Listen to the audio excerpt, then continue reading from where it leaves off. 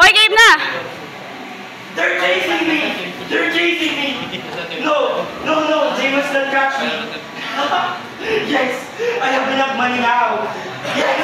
Enough from my starving mother and brother! No! No, no, no, no! Please!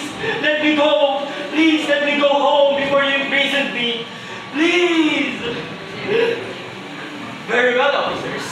Take me to your headquarters. Good morning, Captain. No, Captain! You are mistaken! I was once a good boy! Just like the rest of you here! Just like any of your sons! But time was when I was reared in the slums. But we live honestly! We live honestly in life!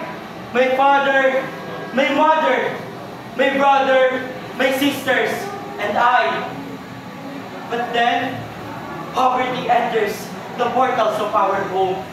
My father became jobless. My mother got ill. The small savings that my mother had kept for our expenses were spent. All for our daily needs and her needed medicine. You see? You see? Why I had to steal? It was all for the good of my mother, my siblings. No one else could do it but I. One night, my father went out. He telling us that he would come back in a few minutes with plenty of foods and money. But that was the last time we saw him. He went with another woman.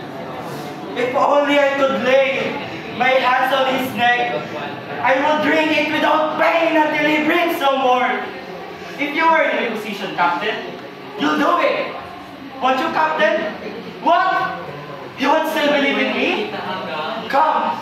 I gave you a proof. And I show you a dilapidated shanty by a railroad that we call our home. Mother? Mother? I'm home. Mother? Mother, oh no. Mother! There, Captain! See my dead mother? Mother! I'm home, Mother.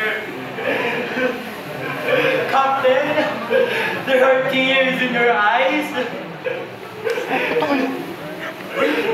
Now pack the stolen money and return it to the owner.